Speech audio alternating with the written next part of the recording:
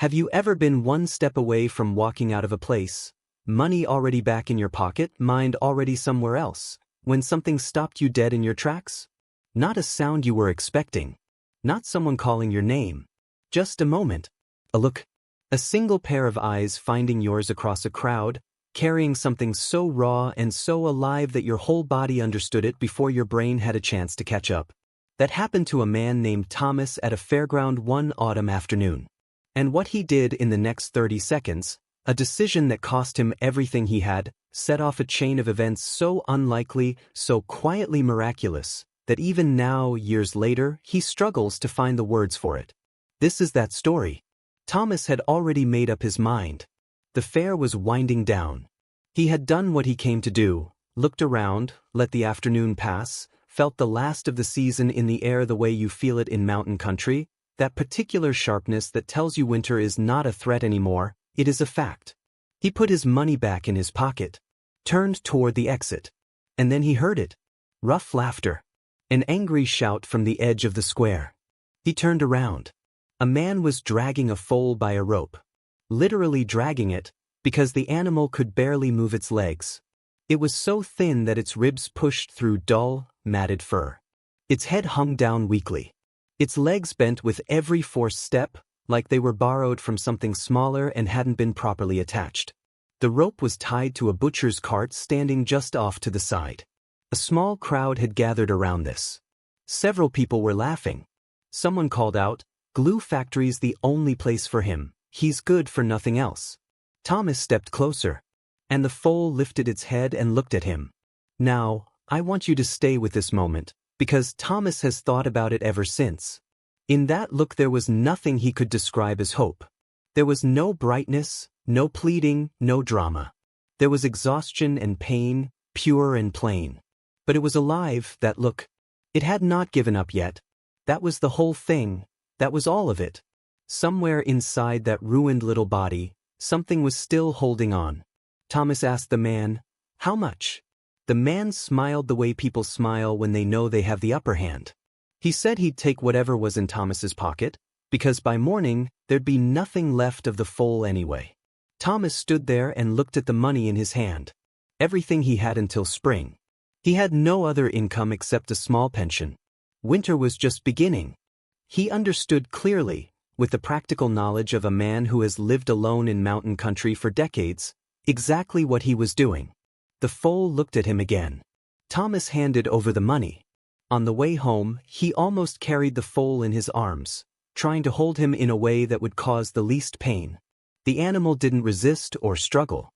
He simply leaned against Thomas and breathed heavily, as if he no longer had the strength even for that.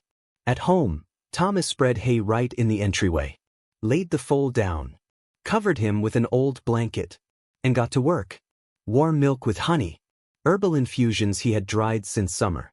Careful, slow rubbing of those thin, frozen legs. At night he woke up and came to check, listening in the dark for breathing. Every time he heard it, he quietly exhaled and went back to bed. On the third day, the veterinarian came from the nearby village. He examined the foal for a long time, in silence. The longer he looked, the darker his face became. Then he straightened up and said something that made Thomas's chest tighten. There were marks of beatings all over the body. Old ones and new ones. A broken rib that had healed badly, the bone fusing wrong because no one had done anything about it. A burn on the left side that was clearly deliberate, not an accident, not carelessness. Someone had not just neglected this animal. Someone had made a point of hurting it. The veterinarian shook his head. He said, "I don't know if it will live, Thomas. But if it does, it will only be because of you." Thomas did not give up. Week after week, the foal slowly, very slowly, began to change. First, he simply stopped trembling. Then he started to lift his head when Thomas came in. Then one morning, Thomas walked into the entryway and found him standing on his feet, unsteady, legs spread wide for balance, like a table that wasn't sure of its own geometry, but standing. Thomas named him Storm, because that is what something looks like when it has gone through something terrible and come out the other side. Now, here's the part of this story that I think matters just as much as everything else. Sam had been living with Thomas for 4 years by then. Thomas had found him on the road during a snowstorm, very small, alone, no documents, no explanation. The boy sat by the roadside and said nothing. And in his eyes was the same thing Thomas would later recognize in Storm: tiredness, and something alive that had not given up yet. No one ever came to take the boy. So he stayed. But it was when Storm appeared that Thomas first saw Sam truly come alive. Every day after school, Sam would run into the entryway, sit down next to the Foal, and talk to him. Quietly, like they were old friends catching up. He told him about school, about the snow, about what he had seen on the way home. And Storm would listen, ears raised, head slightly turned, taking it all in. Maybe the boy's voice was the very reason Storm survived. Thomas believes this. Some things are hard to measure, but the timing of that recovery and the constancy of that small, talking presence, you notice it even if you can't prove it. By the end of autumn, Storm was walking confidently around the yard. He had gained weight. His coat had come in smooth and dark. And then one morning, Thomas went outside. Storm crossed the whole yard on his own, without being called, without any particular reason, and pressed his muzzle against Thomas's shoulder. Thomas stood there and thought, this moment alone was worth giving away those last savings at the fair. Sam stood nearby in silence. Thomas saw his face, the kind of face children have when something important is happening right in front of them and they can feel it, even if they couldn't explain it to you. Winter came suddenly and harshly, the way it does in the mountains. Snow fell in a single day and did not melt anymore. The roads were buried so completely that the nearby village could only be reached on horseback, and even then only on certain paths if you knew them. Around that same time, Sam fell ill. At first it seemed like nothing serious: chills, a fever, the ordinary start of a cold. Marta, the wife of their neighbor Yakov, came every day on her own initiative, a kind and experienced woman who gave the boy herbal infusions, changed compresses, and monitored his temperature. They thought they could manage.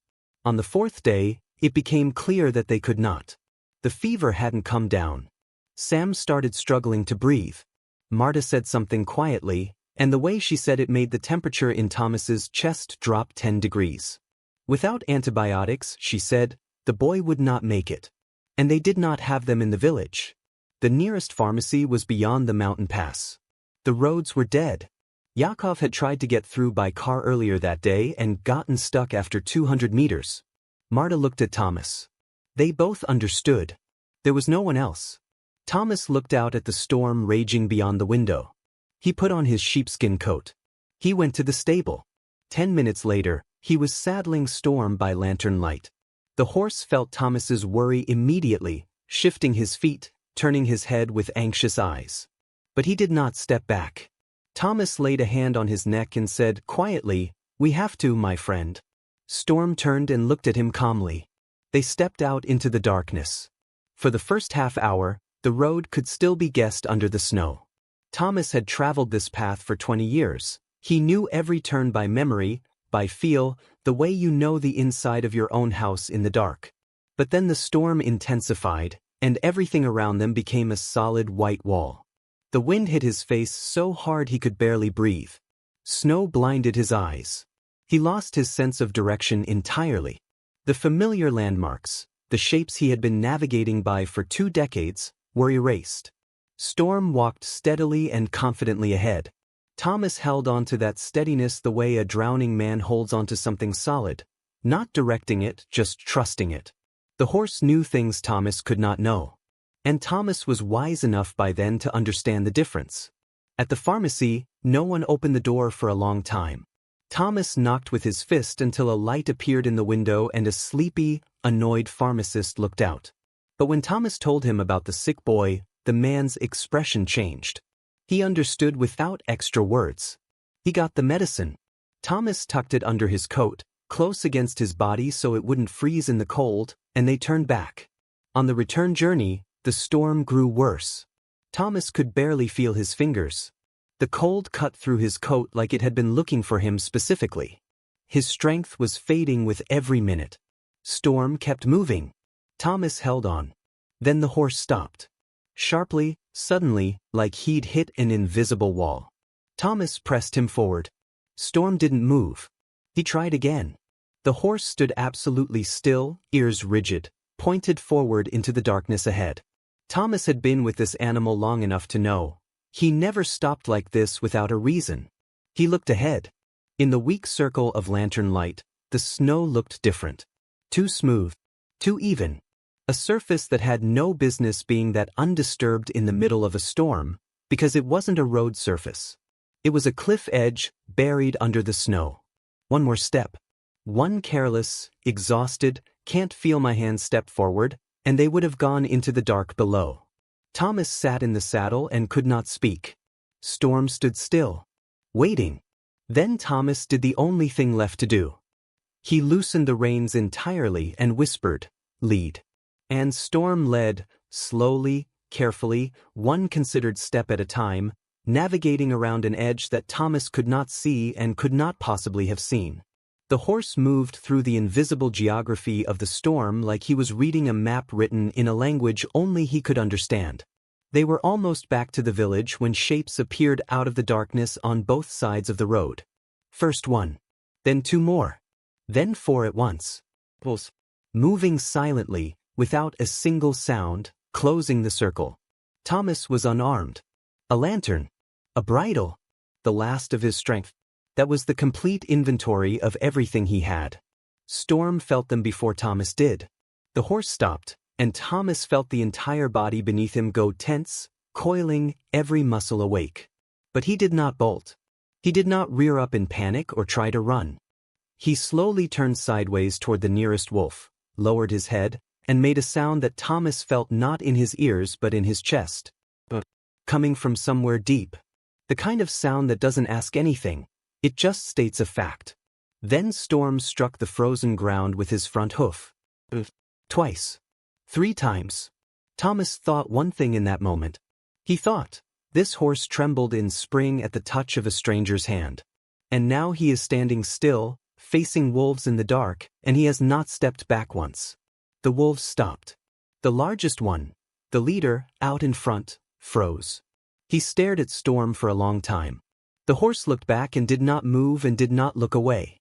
He simply stood and waited, as if the outcome were already settled and he just needed the wolves to understand that. After a minute that felt like a lifetime, the leader turned away. Walked into the darkness. The others followed. Thomas did not move for several seconds. He just sat in the saddle and breathed, listening to the storm howling around him, and to Storm breathing calmly and steadily beneath him. Then they moved on. They reached home as the sky was just beginning to grow light. Thomas climbed down from the saddle and found that his legs would not hold him. He leaned against Storm's side and stood there for several minutes, not able to do anything else, just feeling the horse's warmth, listening to his breathing, letting that steadiness move through him until he could stand on his own again. Then he went inside. Marta opened the door before he could knock. She had not slept. She had been sitting by Sam's bed all night, waiting. Thomas took the medicine from under his coat, still warm from his body, and handed it to her without a word. She looked at him. At his frost-bitten face, at his snow-covered coat. She said nothing. She took the medicine and quickly went to the boy. Thomas was in bed with frostbite and a fever of his own by that same evening. For several days, neither he nor Sam could get up. Marta nursed both of them, the old man and the boy, each with their own medicine, each in their own bed, while outside the storm finally began to loosen its grip. They recovered together. Slowly. In parallel. When Sam was allowed to get up, the first thing he did was get dressed and go outside, straight to the stable. He hugged Storm around the neck as tightly as a boy can hug something much larger than himself, and he did not let go for a long time. The horse stood absolutely still and let himself be held, quietly, calmly, as if he had been waiting for exactly this. A few days later, Thomas was sitting by the window, looking out at the yard. Storm stood by the fence in his usual place. The morning sun was catching his coat in a way that made it look almost reddish in the light. And then Thomas saw something he had looked at every day without truly noticing. A white spot on the horse's forehead, clear and even in the shape of a star. And a reddish mark on the left shoulder, right where the sunlight was falling directly on the coat. Thomas went very still. 22 years ago, In the hardest winter of his life, he had sold a mare. He had needed money. There was no other choice, and he had known it, and he had done it. And then he had spent so many years regretting it that he eventually lost count of them. That mare had the exact same white star on her forehead. The exact same reddish mark on her left shoulder. Thomas went out into the yard. Storm turned his head and calmly watched him approach. Thomas stopped beside him and ran his hand over the horse's forehead, and found that familiar mark with his fingers, the way you find something in the dark that you memorized long ago. Storm closed his eyes and quietly exhaled. Thomas stood there in the morning light for a long time. He will never know for certain. He has said this himself, plainly, without trying to turn it into something it might not be. Life doesn't always offer certainty, and he's old enough to be at peace with that. But sometimes, he believes this, quietly and without apology, life returns what you once lost. Not in the same form. Not on the schedule you expected. Not packaged the way you imagined it. Just returned, in its own way, in its own time, when you have finally become the person capable of receiving it. That morning by the fence, Thomas was grateful for every single day that had led him to that moment. For the fair. For those last savings in his pocket and the choice he made with them. For the look of a foal that had not given up yet, which, it turned out, was the same look he had first recognized in a small boy sitting by a roadside in a snowstorm years before. For a long time after, he kept returning to a thought he couldn't quite let go of. On one ordinary afternoon, money already back in his pocket, mind already on the road home, he had almost walked away from something that was never his business to care about. Almost. I want to leave you with that word. Almost. Because I think most of us have an almost somewhere in our past. A moment we came right up to the edge of and then stepped back from, not out of cruelty, not even out of selfishness, just out of the ordinary human calculation that this is not your problem, this is not your lane, someone else will handle it, you have enough going on. And maybe that's true sometimes. Maybe some of those moments were genuinely not yours. But maybe, just maybe, one of them was. One of them had your name on it in a language you hadn't learned to read yet. One of them was the thread that, if you had only pulled it, would have unraveled into something you couldn't have planned or predicted or found any other way. Thomas almost walked away from Storm. He didn't. And what followed, the boys' laughter in the stable, the night ride through the mountain storm, the wolves in the dark, the star on the forehead in the morning light, none of it would have existed. Not one moment of it. Pay attention to the looks that haven't given up yet. In animals. In people. In the small moments that your instincts register before your brain talks you out of them. Sometimes those are the most important things you will ever see. If this story moved you, and I hope it did, share it with someone who needs it today. Not for an algorithm. Because someone in your life might be sitting at the edge of their own almost right now, and this is the story that reminds them what's on the other side of it. Subscribe for new stories every single week. Each one is chosen for exactly this, to remind you that ordinary days can hold extraordinary things if you don't walk past them. See you in the next one.